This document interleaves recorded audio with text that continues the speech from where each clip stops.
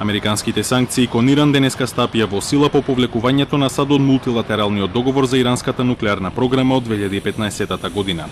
Иранскиот претседател Хасан Рохани изјави дека Иран нема да ги почитува и ќе продолжи да продава нафта и да соработува со инвеститорите. Ја продаваме нашата нафта и ќе продолжиме да ја продаваме без разлика на околностите. Имаме моќ да го правиме тоа. Тие велат дека Иран ги заобиколува санкциите. Да, и гордо објавуваме дека ќе ги заобиколуваме вашите нелегални и опресивни санкции. Вашите санкции се погрешни и опресивни и се во спротивност со меѓународните правила. Санкциите се однесуваат на транспортниот, финансискиот и енергетскиот сектор на Иран, а тоа е втор пакет санкции откако американскиот претседател Доналд Трамп се повлече од договорот во мај годинава. Со санкциите на САД ќе се казнуваат и државите кои ќе продолжат да увезуваат иранска нафта, како и странските компании кои соработуваат со ирански фирми од така наречената црна листа.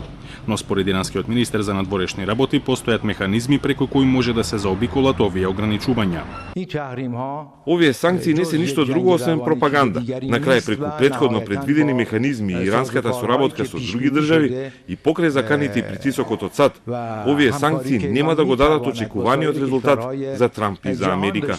САД го обвинуваат Иран дека финансиски го поддржува тероризмот преку своји вооружени групи и сојузници, се меша во граѓанската војна во Сирија и бараат целосно укинување на програмата за развој на нуклеарното оружје и балистички ракети.